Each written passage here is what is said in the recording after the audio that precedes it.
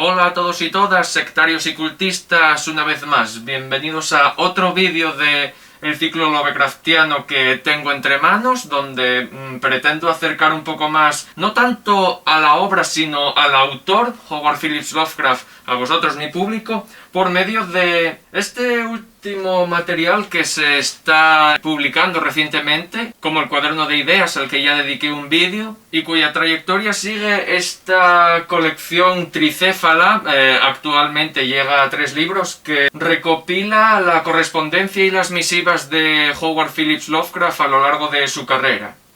Es un trabajo editorial muy destacable y creo que este vídeo sirve como ovación y acercamiento, también como resumen de los libros en sí. Y me hace mucha ilusión trasladároslo después de haber anotado yo pues las partes más representativas de ellos para hacer una versión más abreviada de la... ¿Qué? Que estamos con Lovecraft, ¿qué quieres? ¿Qué reclamas? ¿Toca hablar de cartas? ¿No te parece un poco aburrido? Ah, veo que te resistes, vale, sí, pues ahora corre, ya lo hago yo, déjame a mí. En fin, eso, que he releído esta primera parte, Escribir contra los hombres, para acotar desde la propia recopilación, para traeros una especie de biografía abreviada que se relata a partir de las correspondencias de los susodichos libros.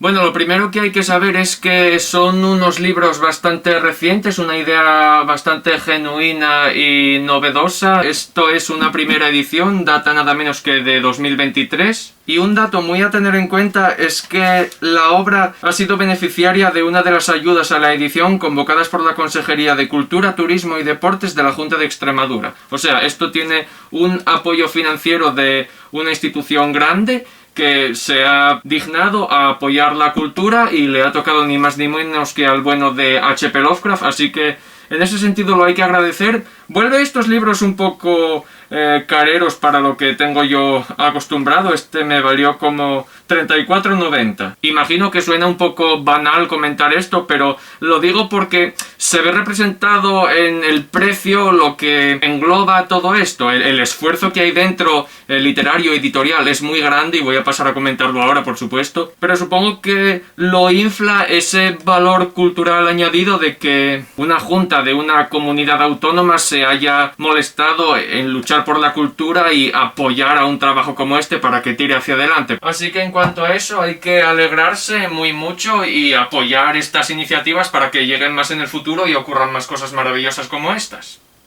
Qué mal quedan estos dos sabiendo que hay 3. Debería haber esperado a comprar el tercero para la composición de la escena. Pero bueno, sin más dilatación, paso a hablar de los numerosos elogios que merece este libro. Para entender el volumen de valor que tiene, hay que entender el volumen de las cartas que escribió Lovecraft en vida. Y la información que se tiene actualmente gracias a sus biógrafos es que Lovecraft se estima que redactó unas 75.000 cartas. Sin embargo, lo que se tiene registrado y recuperado apenas llega a unos cuantos millares. Supongamos 9.000 o 10.000 de esas correspondencias. Se calcula una media casi enfermiza de 15 cartas al día.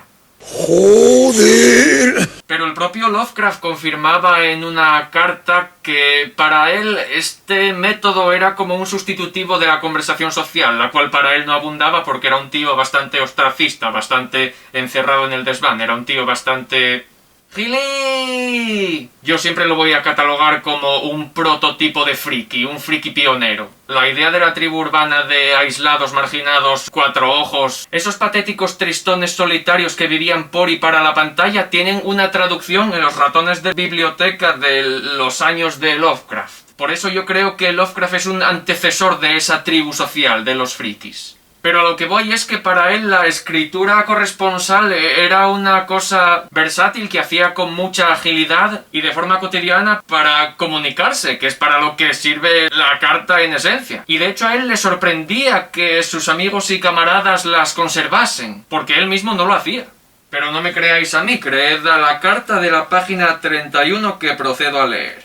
En cuanto a las cartas, mi caso es peculiar. Las escribo exactamente con la misma facilidad y rapidez con que trataría los mismos temas en una conversación. De hecho, la expresión epistolar en mi caso reemplaza en gran medida a la conversación. Y este hábito les confiere a mis cartas una determinada atmósfera descuidada y una falta de precisión retórica que me temo cause una impresión desaforable en mis corresponsales más académicos. A esos caballeros les pediría que no consideraran mis comunicaciones cartas estudiadas, sino fragmentos de discurso articulados con la negligencia de la conversación oral y no con la corrección formal de la correspondencia literaria. Un purista podría encontrar con facilidad un centenar de fallos en cualquier página de mis cartas, pero confío en que esos fallos no interfieran con la correcta comprensión de lo que digo. Antes de adoptar un carácter más biográfico en torno a las misivas, quiero dedicar un espacio primerizo a elogiar, como ya he anunciado, el inmenso trabajo que constituye la existencia misma de estos libros. Mis respetos al editor Javier Calvo, editor y traductor de este libro. Lo que ha hecho este hombre para traernos esta pieza es extraordinario. Ha estudiado la obra de Lovecraft y buscado su correspondencia. Él se ha dedicado al estudio del autor tanto como los propios biógrafos de Lovecraft, a los que cita en este libro y de una forma muñeca rusa dentro de los propios agradecimientos. El mío hacia su obra rebota en esta desde él hacia S.T. Joshi, que es el biógrafo más reputado de Howard Phillips Lovecraft. Javier Calvo ha viajado y conocido en persona a este hombre al que debe admirar tanto como a Lovecraft por haber compilado su obra y servido como no solo un punto de partida, sino una base ya clasificada y organizada de las correspondencias que han dado luz a este libro, después de la selección personal que el señor Calvo ha realizado para seleccionar lo que ha llegado a estas páginas. Ha recorrido por muchos puntos de América escuelas, librerías y archivos en busca de estas correspondencias que se conservan. A veces las conservan personas particulares. Hay en el libro una anécdota de 2014 de unos cineastas que se juntaron por acción de gracias y la familia resulta que tenía en el garaje cartas de Lovecraft a Celaya Bishop, que era una de las personas para las que hizo de negro literario, de escritor fantasma. Y yo no puedo menos que reverenciar el trabajazo que ha llevado a cabo este hombre por la conservación y la dedicación a no solo preservar la obra de Lovecraft como escritor, sino por recuperar como si fuesen antigüedades o tesoros valiosos de antiguas civilizaciones, datos de la vida misma del escritor y permitir que a estas alturas, como dije con el cuaderno de ideas, ahora que sabemos tanto de la obra y ya friqueamos con las creaciones de la mitología lovecraftiana, el horror cósmico y todo eso, aún podemos encontrar una nueva frontera que ya no es narrativa, sino que es conocer de primera mano al hombre que creó todos estos mundos. Cuando lo único que me quedaba era releer la narrativa de Lovecraft, llega este bendito hombre y me hace estos regalos. Más material para conocer al artista que idolatro. Un montón de retazos de su vida, su trayectoria y lo que pensaba en cada punto de esta. También empatizo mucho con el sufrimiento que este hombre cuenta en las 50 y pico primeras páginas del libro sobre el durísimo trabajo que es documentarse de todo el material que le llegó y cribarlo personalmente para fraccionar toda esa información y meter aquí lo valioso. El propio hombre explica en esta introducción que fue durísimo hacer esa criba. Señala que después de toda la investigación y los viajes y los contactos con los expertos, esto es el resultado de reducir 12.000 páginas de contenido original. Es una colecta que tengo que alabar porque yo, aunque sea en forma de editor de vídeos, también sé lo que es ponerse delante de todo un archivo de información, sea visual, escrita, y reducirla para transformarla, en mi caso, en vídeos o bien maravillas como estas. Encima en el libro el hombre tiene el detalle de decir desde qué redujo todo el material lovecraftiano para llegar hasta esto. 6 volúmenes de cartas selectas por Arkham House, que es la editorial que crearon unos discípulos de Lovecraft para reeditar y proyectar su obra en el futuro, y que es una colección que se realizó entre los 60 y los 70, aunque suprimen bastante, reconoce Javier Calvo. Apenas hay 900 cartas por volumen, y tardíamente se sabría que tenían bastantes fallos de transcripción. Pero bien es cierto que también fueron el primer modelo, los cimientos de lo que luego recogerían los biógrafos S.T. Joshi y Karl Schulz, alemanes por supuesto, pero sobre todo destaquemos a Joshi, que es el más reputado y autor de Señor de un mundo visible, una publicación del año 2000 que supone una colección de 5 ensayos divididos en 5 volúmenes, donde se rescatan y restauran cartas de Lovecraft que tratan de su vida desde diferentes ámbitos como periodismo amateur, su crítica literaria, la ciencia, los viajes, la filosofía, la autobiografía y una miscelánea muy grande. En fin, la versión masiva de esta reducción tan fantástica que tenemos aquí. Esas son las referencias que nos da Javier Calvo en la introducción de Escribir contra los hombres. Es el modelo al que se ha remitido y trabajado en torno al cual nos ha traído estos libros sensacionales. Así que da que pensar, puesto que hablamos de unos escritos muy numerosos que aún existe un margen para encontrar más todavía, y se podría entender que esta colección actual de 3 libros es un trabajo en curso porque la correspondencia de Lovecraft ahora mismo está teniendo gente alrededor preocupándose por indagar y encontrar más de esto y clasificarlo en diferentes libros. Por lo tanto, es casi como un remake traído a nuestros tiempos de esas cartas selectas de Arkham House. Esto es la recuperación de un trabajo y el meticuloso oficio de acercar esa expansión de la personalidad de Lovecraft a sus fans. Me habría gustado mucho y me habría parecido muy adecuado leer directamente las palabras de Javier Calvo sobre lo que supuso para él toda la experiencia de recopilación para la edición de esta obra, pero necesito agilizar un poco porque no solo quiero que este vídeo tenga un poco de carácter biográfico, sino que encima quiero leer unos cuantos extractos saltando por las fechas para mostraros una especie de documental sobre lo que fue la trayectoria de Lovecraft como escritor, desde su propia perspectiva basada en las cartas con las que se pueden disfrutar en este libro. Y con esto doy por terminada la ovación introductoria a la persona que hay detrás de estos libros. No hablo de Lovecraft, hablo del gran Rafael Calvo, que se ha volcado de una forma legendaria para traernos estas creaciones. Así que un aplauso y pasando a otro tema, las cartas. Por supuesto, tengo que empezar conceptualizando la identidad de Lovecraft como persona más que como escritor, aunque son cosas que van muy de la mano. Pero para que entendáis mejor por qué lo considero precedente de la tribu urbana del friquismo. Howard Phillips Lovecraft en su vida fue famoso. La fama que tiene es estrictamente póstuma. Ha llegado a nuestros días, ha sido rescatado porque la gente que lo rodeaba y con los que se carteaba eran conscientes de su talento, también de sus excentricidades, aunque de esas no hay muchos datos aquí, esto es puramente de y por Lovecraft. No tenemos testimonios de Lovecraft por terceros. Lo que es morbo y habladurías de marujas de portal no está en esta obra. Lo que el autor de este libro prioriza es tener a Lovecraft hablando de su propia obra y de la interpretación de la misma. Pero que era un puto gilí, un friki de manual, es una verdad como un templo.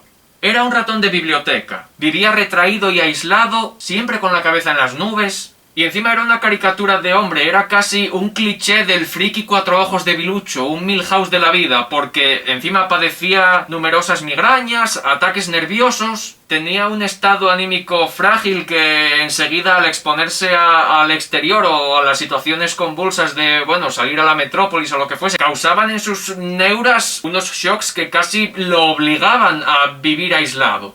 Como si ser un cuerpo escombro fuese poco, era una persona reacia al exterior en términos de cultura. La escritura a la que se dedicó en las revistas pulp famosas de los años 20 y 30 era en un mercado que progresivamente para Lovecraft empezó a ser un mundo de mercenarios, un mundo donde la prosa era facilona y rápida, las producciones e impresiones que se hacían representaban una industria que no se dedicaba al arte sino a la producción. Y esa imperante agilidad productiva para Lovecraft tenía un reflejo en la calidad de los escritos. Como prevalecía lo ganancial por encima de lo artístico, él repudiaba bastante el tipo de contenido que se estaba publicando. Y le corroía tener que pertenecer a él, pero era su mundillo porque la literatura extraña, de horror cósmico y la fantasía a la que él se debía, solo encajaba en el mundo del pulp. Más allá de esto, en otros tipos de literatura donde no se movía, él sí que expresaba abiertamente sus ideas en carta y rechazaba muchísimo el modernismo, lo romantizado. Él exigía la extrañeza del cosmicismo que quería perpetuar y perfeccionar. Y esa forma de escribir no la veía bien trabajada en el pulp y no la veía en absoluto en otros tipos de escritura. Por eso las innovaciones que iban llegando y la evolución de la literatura, más o menos dentro del ámbito que él controlaba, le parecía una asquerosidad, algo puramente comercial sin alma. La contradecía por querer no imponer su estilo, pero sí considerar que la forma de escribir literatura extraña, tal como él llamaba a su ficción fantástica de horror cósmico, era la más adecuada para que fuese un género sustancial. El pensar de esta manera evitaba que el hombre se vendiese dentro de su propia cabeza. Él se quedaba en su marco defendiéndolo, siendo muy estricto y por supuesto criticando a todo ello que fuese ajeno a su modelo, lo cual consiguió que el hombre viviese toda su vida en la miseria. La fama póstuma de Lovecraft se la debemos a todo el círculo social que tenía, de nuevo por carta. Porque era el ánimo de sus corresponsales y camaradas el que conseguía que la poca ilusión de Lovecraft que éste tenía por enviar sus escritos rebotase entre sus contactos y estos los reenviasen a las editoriales, cuando él no se dignaba hacerlo, y cuando lo hacía era de forma muy pesimista. Ni él mismo confiaba en lo que él escribía. Conforme fueron pasando los años, su fracaso, impulsado por querer cerrarse en su fórmula, no solo agravaron su pobreza, sino la idea de que, como el mercado no respondía a la forma en la que él creía que debería ser la literatura extraña, él pensaba que las pocas cosas que mandaban, si llegaban a rechazarlas, lo hacía inválido incluso para la escritura, que era lo que más amaba después de todo. Luego tienes un mundo literario por el que sientes rechazo, en el que no te encuentras, y el pequeño espacio en el que tú estás, eres tan autocrítico y reticente a dejarte ver que esto terminó en una carrera inexistente en términos contemporáneos. Lovecraft en vida publicó, pero muy poco, y muy rarísimas veces con sensación de autocomplacencia. Él siempre le veía carencias a lo que escribía, siempre pensaba que podía mejorarlo, pero a su vez se veía incapaz de, tras intentar varias reescrituras, conseguir un relato puramente satisfactorio. Una cosa que hay que considerar mucho también para contextualizar es cómo era el asunto de escribir para revistas pulp. La industria literaria en la que se movía Lovecraft en sus años activos, porque es algo que hay que tener como contexto histórico, ya que se extiende a lo largo de toda la década que recoge esta obra en torno a las cartas. Esta literatura salarialmente era muy exigua. La proporción de ventas de estas revistillas humildes de entretenimiento juvenil en comparación con las ventas de otro tipo de publicaciones como periódicos, catálogos, revistas más concienzudas a temas de más interés general, era una cosa chiquitísima. Y poner todo esto en marcha hacía que la cadena de papel, editorial, contratación de escritores, pago a estos y supervivencia de tu marca fuese a todas luces una economía paupérrima. Alucina con el pago a los escritores. Cada palabra valía 1 centavo o medio a veces. Eso significa que era $1 cada 10 palabras. 1000 palabras eran 10 míseros dólares. ¿A dónde vamos a llegar con tanta crisis? Los que se dedicaban a escribir para revistas pulp tenían que hacer mucho y muy rápido. Consecuentemente, una vez más, Lovecraft no comulgaba con tener que adaptarse a este modelo de exigencias que sacrificaban la creatividad por el volumen de las ventas. Era una puñalada súper insultante a ese arte al que él tanto se debía, al que tanto adoraba y por el que vivía directamente. Y bueno, ahora sí que pasamos al puro contenido del libro. Voy a remitirme otra vez más al índice de la propia obra, ir saltando de año en año desde 1919-20 hasta 1937, destacando algunas de las misivas y explorando la vida y obra de Lovecraft tal como era en cada momento de estos tiempos.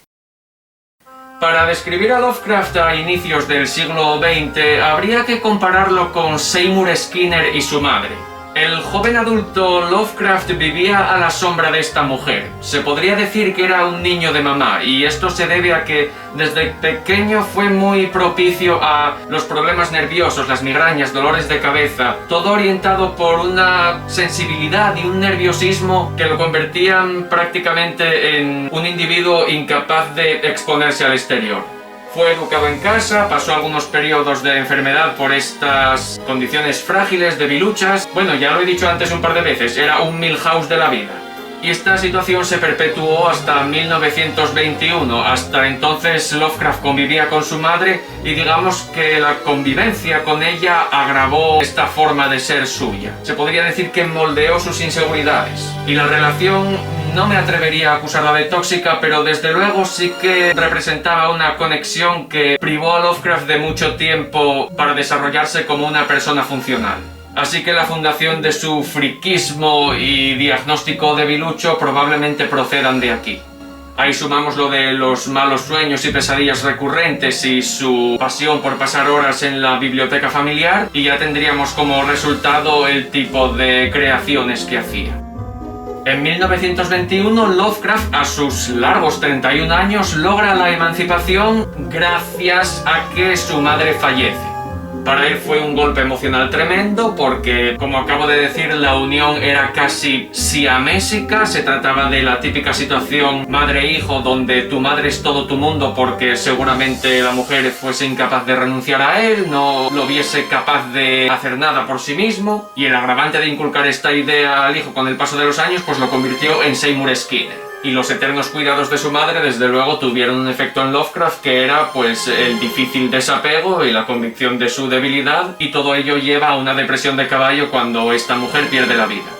Sin embargo, Lovecraft ya desde 1918 le tenía apego a un nuevo pedacito de su vida, que era su asociación a una editorial de prensa amateur, que era su primer acercamiento a un negocio que se regía por las letras. Ahí tuvo su primer grupo de amigos, gente con la que compartía intereses, y también con la muerte de su madre se da un pistoletazo de salida a su propia literatura. Puesto que Lovecraft realmente ya había empezado a escribir cuando era un jovenzuelo, le apasionaba la lectura y la escritura. Eso hay que recalcarlo en todo momento. Lovecraft vivía para las letras. Sin embargo, desde hace una década no había escrito nada, había tenido una especie de parón inspiracional, no solo por su condición de cristal. Bueno, espera, sí, no, es totalmente por su condición de cristal. El tío vivía postrado, como un anciano vegetativo, y su madre se lo recalcaba, que estaba en esa condición, con lo cual todo eso encima lograba que el tío no pudiese ni escribir. Era todo neura, neura, neura, y no puedo hacer nada, no me funciona la cabeza. La conservo solo porque me la ha hipotecado la migraña. Pero con el giro de 360 grados con la pérdida de su madre ya empiezan a llegar títulos clásicos de Lovecraft tales como La tumba, Dagon, Polaris, La ciudad sin nombre, que se considera la primera estrictamente de literatura extraña, tal como Lovecraft llamaba a el horror cósmico, y por supuesto tenemos La nave blanca, que era de muchísima influencia dunsaniana. Lovecraft estaba en su etapa onírica, le apasionaban las obras y los cuentos de un soñador de este escritor de ascendencia irlandesa, y la fantasía de esos cuentos de hadas y esas cosmogonías de mundos ilusorios fueron las primeras influencias de Lovecraft y se pueden ver plasmadas en estas obras, sea por la parte onírica o por lo más raruno u obscuro como son Dagon y La tumba, que vendrían a ser ya de influencia gótica por parte de Edgar Allan Poe, que era otro gran referente histórico para Lovecraft, y lo sería a lo largo de toda su vida, claro.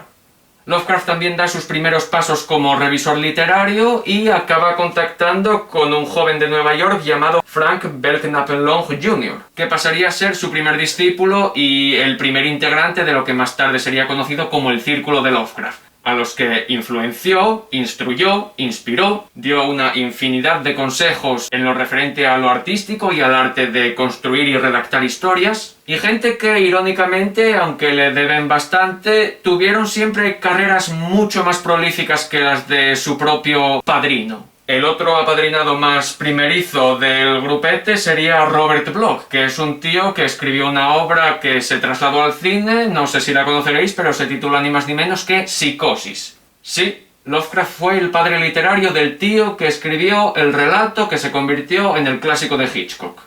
Me he quedado con el culo torcido. Y sí, ya sé que Psicosis no tiene absolutamente nada de horror cósmico y de hecho el tema de lo que son los géneros y el mercado al que tuvieron que adaptarse este tipo de escritores según pasaron los años es un asunto para más tarde. Lo que prevalece, y hay que tener en cuenta, es que Lovecraft fue el iniciador de grandes nombres de la escena pulp y de ciencia ficción clásica. En 1919 hay una anécdota bastante fanboyista en la que se juntó con un grupete de amigos de la prensa amateur y se fueron a ver una charla del mismísimo Lord Dunsany, Edward Plunkett, el autor que Lovecraft amaba incondicionalmente, en sentido artístico. Hoy te saludamos a ti, señor de la guerra y homosexual. Diría que la liberación del yugo de su madre no fue realmente el detonante para que Lovecraft volviese a escribir tras 10 años de cerebro apagado, sino que fue la inspiración que le trajo esta charla y estar a menos de 3 metros del bueno de Dunsany. Disfrutó muchísimo esta conferencia, se dignó a no acercarse a pedirle autógrafos porque conocía suficiente a su idolatrado autor como para ser consciente de que lo de soportar colas de gente para felicitarlo y hablar con un montón de gente una detrás de otra sin poder tener el cerebro centrado en una sola cosa era algo muy desagradable, y Lovecraft quería tener la decencia y la caballerosidad de no añadir más peso a esa situación que se daba tras la charla. Tienen estilo, son cultos, personas sofisticadas. O sea, gays. Así que, como acabo de decir, su imaginación volvió a fluir y dio vida a esos relatos, y sus primeros lectores no fueron otros que los propios colegas del periodismo amateur. Y desde luego sus colegas por carta, que le preguntaron sobre su posición ante la posibilidad de ser célebre y un escritor como aquellos a los que ovacionaba, pero el bueno de Lovecraft, tan modesto y humilde como siempre, hasta unos límites ya casi dañinos para la autoestima, respondió: «No, caballeros, carezco por completo de ambición. Cuanto mayor me hago, más fútil me resulta la vida». No te digo, cómo le gustaba armar drama. ¿Qué significa la fama y qué haría yo con ella? Sería divertido al principio, pero seguro que al cabo de 2 semanas ya me habría cansado. La vida es algo vacío, y si uno puede mantenerse razonablemente satisfecho y evitar los pensamientos suicidas, con eso ya debería sentirse satisfecho. Madre de Dios, pero qué persona tan... joder. Escribo lo que me apetece escribir y porque me apetece. Toda la diversión reside en la escritura y hasta se me están quitando las ganas de publicar de forma amateur. Urdir un argumento y evocar con el lenguaje adecuado una imagen horrible o fantástica. Ese es ahora mi pasatiempo favorito, y para demostrar que es cierto lo que digo, ni siquiera he intentado colocar Sarnath en ninguna parte. Se refiere al relato La maldición que cayó sobre Sarnath, que es también onírico y, bueno, pretende demostrar que no le interesan las publicaciones sobremanera. Para él la escritura por aquella era un hobby, no le preocupaba trascender. Tal vez lo viese como algo terapéutico o quién sabe, no sé, si es que ya lo habéis escuchado, hablamos de un emo en toda regla. La vida es fútil, estoy hecho mierda, me duele la cabeza, ¿a qué hora es la cena? Escribo una carta y a dormir. Lovecraft describía su naturaleza como tripartita, como dividida en 3 en cuanto a gustos y las intenciones que quería poner en sus escritos, y de lo poco que le llamaba la atención de fuera, lo que filtraba dentro de sus historias. 1. El amor a lo extraño y lo fantástico, por supuesto. 2. El amor a la verdad abstracta y a la lógica científica. Y 3. El amor a lo antiguo y a lo permanente. Sobre traducir sueños en historias, en una misiva de 1920 a Frank Belknap Long, el maestro de Providence dice: «La trama, una unidad coherente y orientada al clímax que debe avanzar con cohesión e intriga hasta llegar a un estallido de terror y sorpresa que impresione al lector más que todos los bonitos discursos y escenarios combinados. La trama debe ser más potente que la atmósfera, si no el relato degenera en simple fantasía. Nunca he tomado opio, pero si dijera que no lo puedo superar en materia de sueños desde que tengo 3 o 4 años, es que soy un embustero. El espacio, las ciudades extrañas, los paisajes inauditos, los monstruos desconocidos, las ceremonias abominables, la hermosura oriental egipcia y los misterios indefinibles de la vida, la muerte y el tormento han sido para mí lugares comunes de todos los días, o mejor dicho, de todas las noches, ya desde antes de cumplir los 6 años.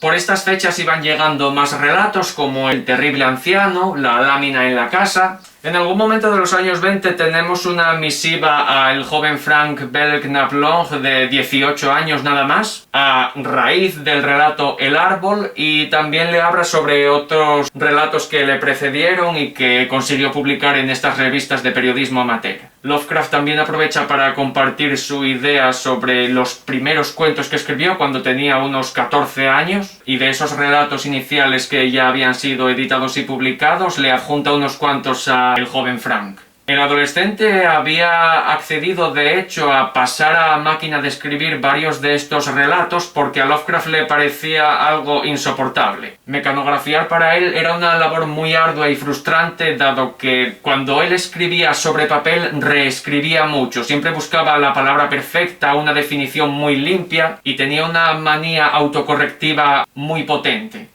Y el esfuerzo de Frank Belknap Long también es prodigioso, teniendo en cuenta que la letra de Lovecraft era muy rápida, muy apurada, aprovechaba todas las esquinas del papel, y en esencia desencriptar lo que era el relato era una tarea muy ardua también. Así que bien por el joven neoyorquino.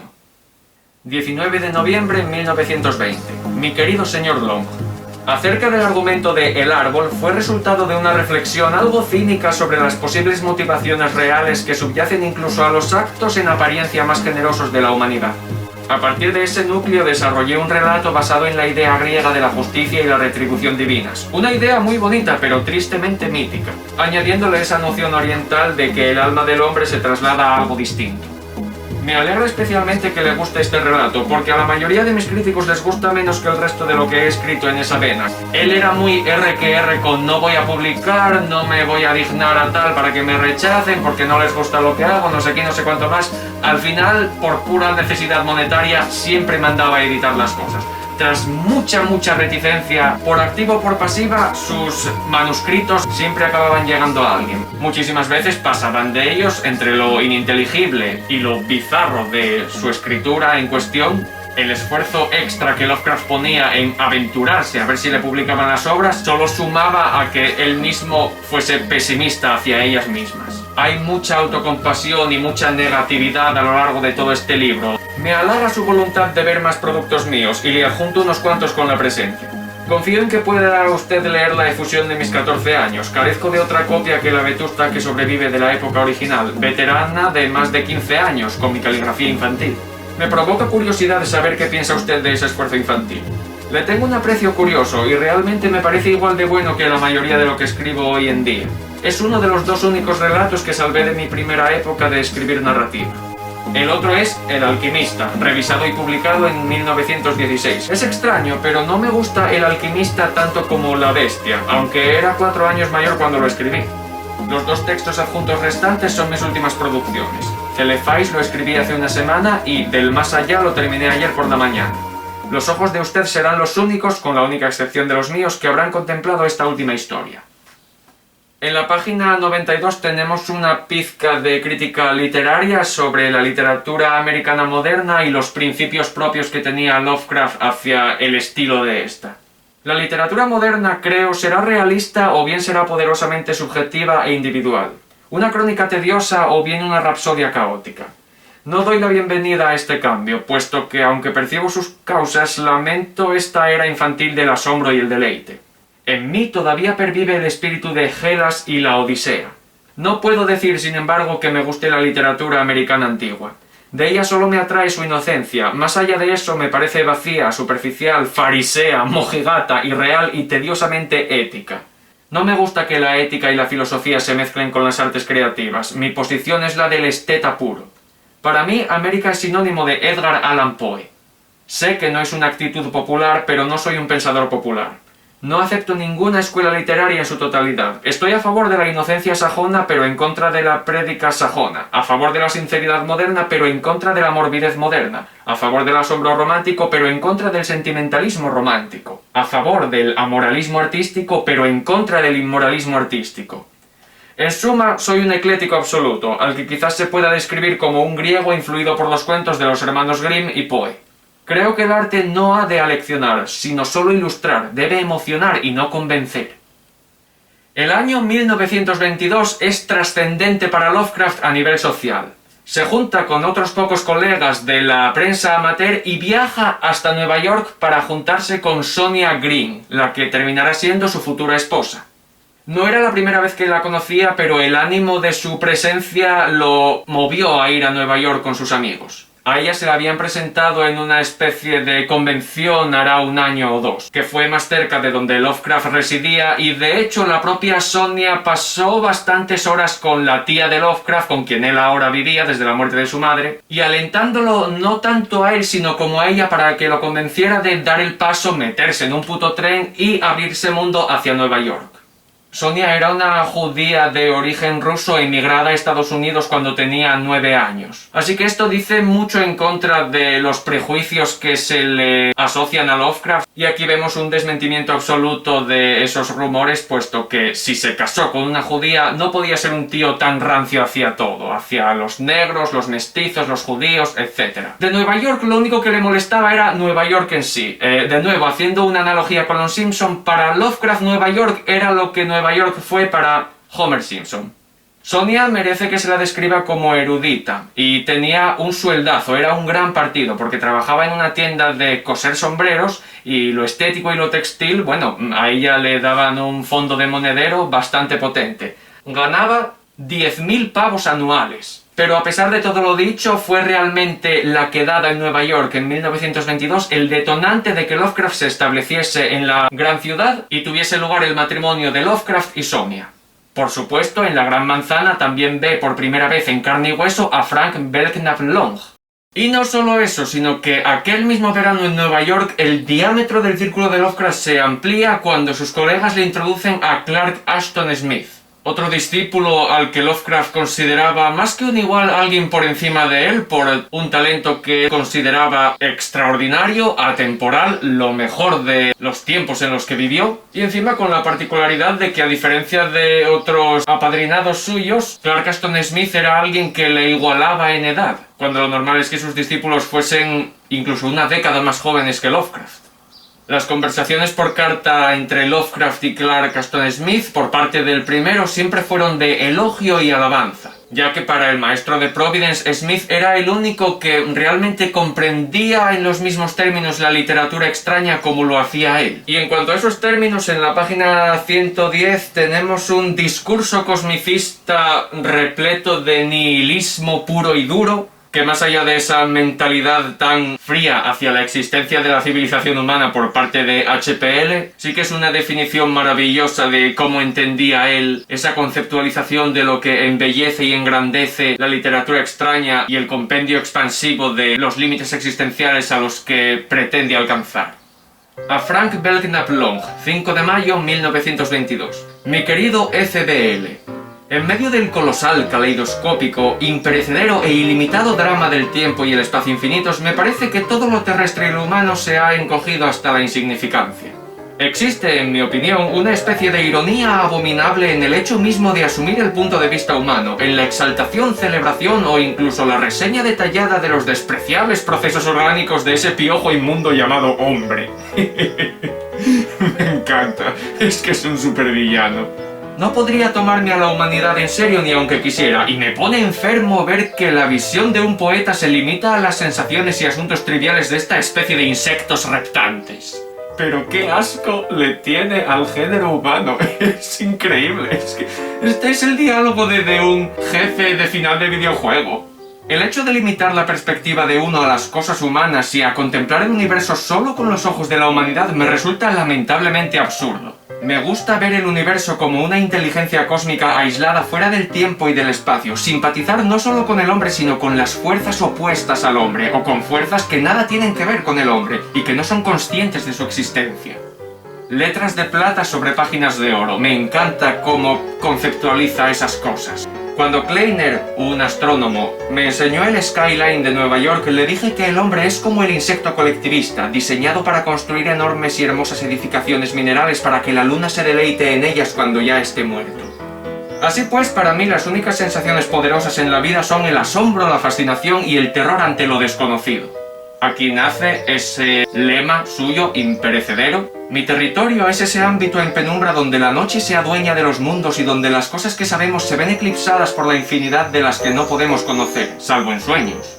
Quizás sea cierto que el erotismo se impone sobre todos los demás intereses humanos, pero no puedo evitar reírme de la pretensión que tienen los intereses humanos de ocupar el lugar central cuando a través de los abismos ilimitados de luz imposible y oscuridad encantada soplan vientos de éter cuyos habitantes, demonios y genios alados, desconocen el nombre del hombre e incluso el nombre de la vida orgánica. Madre mía, qué fantasmagoría más épica.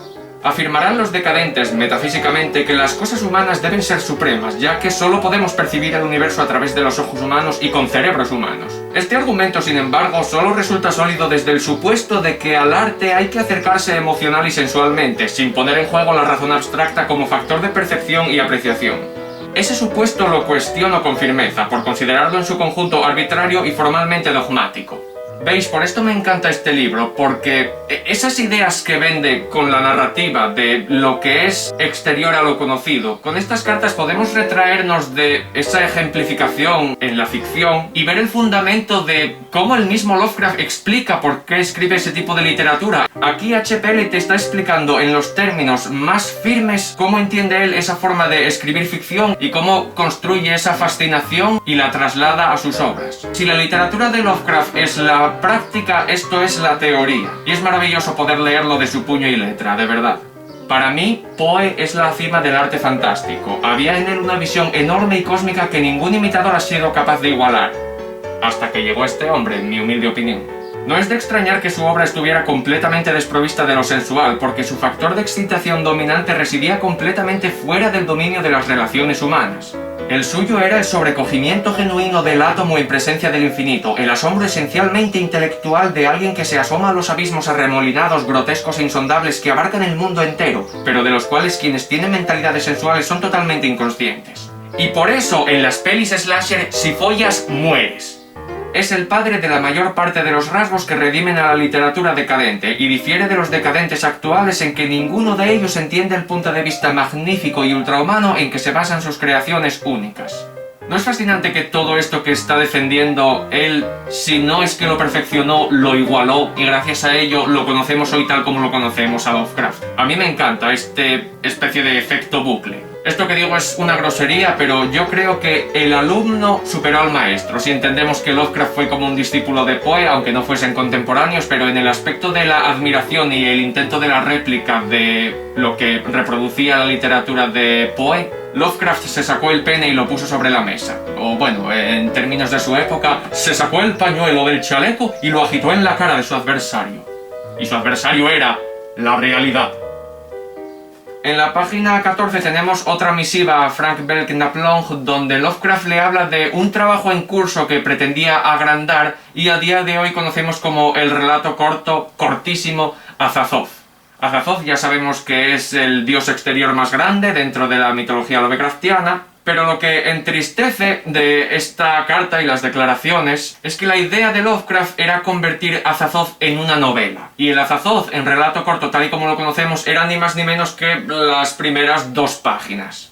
Y a mí me apena en especial porque aquí Lovecraft aún no había salido del todo de su etapa dunsaniana. Conservaba su pasión por los relatos de género onírico. La fantasía más inclinándose hacia la degeneración del cuento de hadas, el cuento de hadas con el toque de Lovecraft, con cosmicismo, con ese salto a las estrellas y al éter de parte del subconsciente, de creer que los sueños eran una puerta a otros mundos. Ese rasgo de Lovecraft es una faceta que me fascina, me apasiona, me encanta el Lovecraft onírico. Y por tanto me da muchísima pena pensar que, si bien tenemos la búsqueda en sueños de la ignota Kadath, podríamos haber tenido un precursor de eso con Azathoth. Pensar que Azathoth podría aunar el tema cósmico de dioses exteriores con la parte más fantástica y éldrica, es que se trata de una propuesta que me atrapa al instante. De existir lo tendría en mi top 5 de mejores trabajos de Lovecraft, sin duda. Y bueno, en base a enviarle este fragmento de lo que Lovecraft prometió que iba a convertir en novela y al final dejó apartado, tenemos de compañía un discurso en vez de cosmicista y nihilista más tirando a la defensa de lo onírico, por qué cautiva y por qué es especial la literatura fantástica de Lord Dunsany, Edward Plunkett, cuyos mundos e invenciones podéis ver en este vídeo de aquí arriba que explora Pegana, el mundo de los sueños de este escritor que precedió, influenció y ayudó a Lovecraft a crear sus relatos oníricos. Después de copiar ese trozo de Azathoth como inicio de novela, Lovecraft dice en la carta: el resto, para lo cual esta introducción prepara al lector, será material tipo Las Mil y Una Noches, porque de pequeño a Lovecraft le encantaba esta historia. No me plegaré a ningún canon crítico moderno, sino que retrocederé francamente por los siglos y me convertiré en creador de mitos con esa sinceridad infantil que nadie más que el primer Dunsany ha intentado alcanzar en la actualidad. Saldré al mundo con la escritura, centrado no en los usos literarios, sino en los sueños que tenía a los 6 años o menos, aquellos sueños que siguieron a mi descubrimiento de Sinbad, de Agib, de Baba al... Se prepara fiesta en Agrava, llega gente sin cesar. Cuentos árabes, vaya, capítulos de Las Mil y Una Noches, lo más probable. Y eso mismo te aconsejo que hagas también, que te olvides del mundo y te entregues a sueños que solo traten de prodigios infantiles, que asciendas escaleras invisibles de cristal hasta llegar a la puerta escondida del cielo y atravesarla, a fin de beber corrientes cargadas de lotos que fluyen bajo los puentes de marfil rumbo al mar férico de Arinuria. Si te ayuda, escribe una novela como la que estoy planeando yo. Hay sitio suficiente para una docena de ellas. Sí, pero es que no lo acabaste, capullo, no lo acabaste. Y las podemos publicar juntas. Joder, hasta he inclinado el talón de la forma más nenaza. ¿Qué me está pasando? Onírico todo, no está sucediendo, está en tu cabeza, es un sueño. Escribe sobre extrañas fantasías y visiones de prodigios y esplendores, sobre acantilados abruptos que esconden a extraños dragones y sobre castillos solitarios a los que evitan acercarse tanto campesinos como viajeros pese a los perfumes de las fuentes de sus patios. ¿Qué significan el tiempo o el lugar en esos mundos? ¿Qué importa cuándo nacieras? ¿1922? ¿1845? ¿1800? ¿1700? ¿Acaso todas esas fechas no son ridículas e insignificantes en los espacios etéreos de Allende el Tiempo, donde Scheherazade sigue clamando al distraído Shahryar en la noche cargada de almizcles con los relatos que traen los jinetes de camellos de más allá de Oxus y del desierto resplandeciente? ¿Puede repetir lo que me ha dicho sobre las cosas? Las cosas. No sé de qué hablas, HP, hijo puta Lovecraft, pero sí, abogo por ello. Relatos oníricos a tope. Pasamos a 1923, donde Lovecraft comienza su etapa pulp en la revista Weird Tales, Cuentos Extraños. Esta es la era más representativa, más conocida, lo que primero se piensa cuando se piensa en Lovecraft como escritor y publicador. Bueno, no estaba en su mano publicar y se evidencia mucho a lo largo del libro que más de una vez le rechazaron los relatos. Con lo cual la etapa Weird Tales pone cierre a su etapa de periodista amateur y también se va apartando de la etapa dunsaniana onírica. Lovecraft ya empieza a dar los primeros pasos para fundar su terreno y reivindicar la literatura extraña, lo que hoy conocemos como horror cósmico, conocido típicamente como mitos de Cthulhu. Sin embargo, Lovecraft, cuando se refería a su propia mitología, la bautizaba Yog-Sothotheria. En cualquier caso, estamos ante la semilla fundacional del horror cósmico. Lovecraft al comenzar envió una carta acompañada de algunos de sus relatos pasados, ya sabéis, La tumba, El alquimista, Dagón, Polaris, etc. Y haciendo gala de su pesimismo autocompadeciente que lo acompañaría durante toda su carrera, como podemos ver en el libro, prácticamente aún enviando todos esos relatos, él desaconsejaba que se publicasen porque no los consideraba lo bastante buenos. Y gracias a Dios, al dios exterior que tú quieras, a la diosa de la ironía, diría yo, los cachondos de Weird Tale, como vieron esa pantomima tan depresiva en la misiva de Lovecraft, no solo publicaron varios de sus relatos, sino que los acompañaron de la propia carta. No sé, bueno, le encontrarían sentido del humor y, en fin, que le jodan a Lovecraft, porque es verdad que era demasiado pesimista. A nosotros nos encantan sus obras y a él no, pues necesita una cura de lo contrario a la humildad, una cura de ego. Sí, Lovecraft, tío. Bueno, ya sé que está muerto, pero yo le hablo igual, déjame en paz. Lo que hacías era bueno, era cojonudo, era inigualable. Así que un poco más de... caramba, amor propio. Tenía que haber hecho más lo de la carta desaconsejando la publicación, porque aquí le sirvió. Tenemos por estas fechas la llegada del relato, los hechos que acaecieron a Arthur Jermyn y su familia. Arthur Jermyn para abreviar. Y tenemos algunas cartas donde Lovecraft habla a sus colegas de lo que trata la obra, de cómo luchó por ciertas supresiones de las publicaciones porque querían censurar ciertos aspectos o editar de cierta forma los capítulos o los títulos de forma que a Lovecraft le molestaba porque daba a entender demasiado. Y claro, para Lovecraft el tema del clímax y la revelación final era algo a lo que se atenía muy estrictamente, y claro, en la edición de Weird Tales eso se iba a pique, con lo cual en estas cartas se queja de eso que le están haciendo. Pero sobre todo lo que mola es la charla antropológica de la especie homínida que existe en el relato con la que se entra en contacto, y bueno, cómo pone en comparativa el funcionamiento de estas subculturas primitivas, protohumanas, con el contexto exótico de, bueno, las selvas. Va a hablar mal de los negros, es lo que quiero decir. Vamos allá, os vais a reír. Encarta a Edwin Baird, un editor, en agosto de 1923. Y de ahí viene Arthur Jermyn. La mayoría de quienes han visto el manuscrito se han declarado adecuadamente aterrorizados. Todos de hecho, salvo un tipo que ha viajado por Rhodesia y se manifiesta unido por lazos de un afecto puro e inquebrantable a todos los moradores. Negros y simios por igual del continente oscuro. El continente oscuro. ¡Qué animal! Negros y simios por igual. Uga chaca, uga uga. ¡Qué bestia, joder! Aquí solo hay un animal y eres tú. HP viene de hijo puta, os lo dije. Tenemos en la misma tónica una página después una carta a Frank Belknap Long que trata también sobre antropología y ancestros humanos en relación a las ratas en las paredes. Otro relato muy bueno, hay que decir, de aquellas fechas también. Acerca del trasfondo antropológico de las ratas de las paredes, está claro que tienes razón, aunque todas las deducciones relacionadas con el hombre primitivo son demasiado nebulosas como para permitir cualquier clase de dogmatismo. No es posible trazar ninguna frontera entre organismos humanos y no humanos, puesto que toda la naturaleza animada es una misma cosa, con diferencias únicamente de grado, nunca cualitativas. ¡Hostia!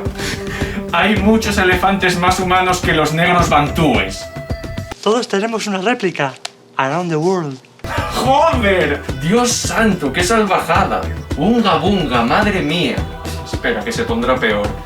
Sé que hay tendencia a darle una categoría distinta al tipo Neanderthal Piltdown Heidelberg usando la ostentosa palabra Eoanthropus, pero la verdad es que tal criatura seguramente fuera tan ser humano como gorila. Muchos antropólogos han detectado semejanzas tanto negroides como con gorilas en esos cráneos del alba del hombre, y en mi opinión no hay riesgo en afirmar que hubo negros de estatura extremadamente baja y cubiertos de pelo que existieron hace unos 400.000 años y que quizás poseyeran los rudimentos de un lenguaje gutural. ¡Oh, Dios! No se libra ni uno, madre mía. El Australopithecus era negro. No queda de otra, tío. O sea, pero ¿cómo te quedas? Porque Lovecraft creacionista no era, para él tendríamos que desarrollarnos del simio, pero si está poniendo en comparativa a los antecesores del hombre, simiescos, con los negros, o sea, está reconociendo sin querer que venimos del negro. ¿Dónde traza la línea que lleva al ser humano moderno este hombre? ¿De dónde venimos para Lovecraft? Ah, aquí se nos descubre. Esta es la nueva verdad, chicos. Los que somos de la raza caucasiana probablemente descendamos de otro linaje de simios. Es decir, no tenemos antepasados negro-gorilas, pero nos remontamos a través de simios distintos a un linaje simiesco común de naturaleza muy primitiva. Y sin embargo, eso significa relativamente poco en última instancia. Es que al final como que siempre aplica un correctivo de, bueno, estaban los negros monos, que son esencialmente sinónimo, y nosotros veníamos de otro mono, pero al final, bueno, vale, era prácticamente lo mismo. Todos tenemos una réplica. Around the world. Todos tenemos una réplica. Around the world. Ciertamente no es extravagante imaginar la existencia de una especie de culto sádico entre semejantes bestias, que quizás más tarde evolucionaría hasta convertirse en un satanismo formal. Es tanto más horrible imaginarse a una criatura así debido a las insinuaciones de malignidad extrafísica que hay implícitas en semejante idea. En cuanto a los detalles, se puede profundizar más en esto. El cromañón es un tipo demasiado evolucionado como para presentar un horror claro por sí mismo. No era inferior a los salvajes que existen hoy en día, que son mejores o peores que los negroides. ¿Son estos mismos los negroides? Es que yo no sé si un salvaje y un negroide están en la misma escala del salvajismo goriludo, ¿sabes? Y no está demostrado en absoluto que los Eoanthropi no sean los antepasados de algún homines sapientes si se incluye a los negros en esa categoría. Ah, mira, se reformó, puso la palabra sapiente y negro en la misma frase. Clutch sostenía que el neandertal era indisputablemente humano y emparentado de cerca con el linaje del negro gorila. No los diferencia. Casi lo consigues, Lovecraft, pero... Hostia putísima, es que... Es que lo dice con una libertad y con una forma de creer en ello. Y sin embargo eso significa relativamente poco en última instancia. Pero negro y blanco no es lo mismo. Pregúntale a América. Contexto histórico. 1923. Los negros van a 4 patas. Si quieres que se hiergan, latigazo. Hemos tenido antepasados igualmente bestiales, y por tanto, de momento, en materia de relatos, lo que se implique sea un linaje más cultural que físico es mayormente espiritual. Los relatos extraños gozan del privilegio de incluir ideas mitológicas. ¡Claro, coño! Y con esa licencia el negro puede ser gorila, antílope, paquidermo o una criatura abominable unicelular. Bien jugado, hijo puta Lovecraft, muy bien. Y ahora una última puya. O sea que hasta ahora eran puyas. No me lo creo, Lobidobi. Esto iba en serio. A mí no me la cuelas. Está hablando en términos serios sobre antropología. Es que palabras como negroides... ¡Ay, madre! Pobres nativos, tío. Dios, ¿en qué categoría pondrá a los lémures?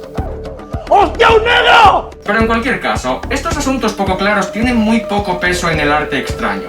Basta con visualizar el contorno nebuloso de una criatura que sea medio hombre y medio simio. Una descripción más nítida nunca conseguirá intensificar la ilusión, sino que en la práctica tenderá a destruirla. Claro, así lo hacía Tolkien. Te decía que los orcos parecían negros, pero no te decía que eran negros, aunque eran negros.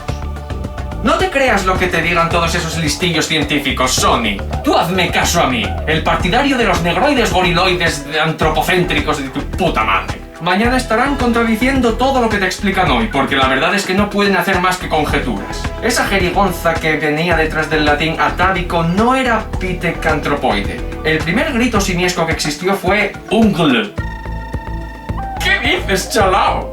En cualquier caso, la única objeción a la expresión en cuestión es que es gaélica en lugar de cimérica, que sería lo que exigiría el escenario del sur de Inglaterra. Pero igual que pasa con la antropología, los detalles no cuentan. Nadie se detendrá nunca a esclarecer las diferencias. Y así, mi teoría del negro goriloide saldrá a la luz, victoriosa.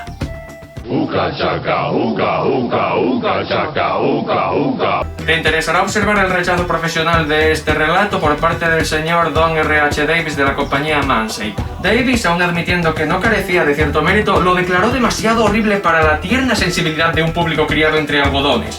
Cosechados por mandingos, por supuesto. ¿Alguna insinuación más sobre negros? No, vale, podemos pasar a 1924. Gracias a Dios.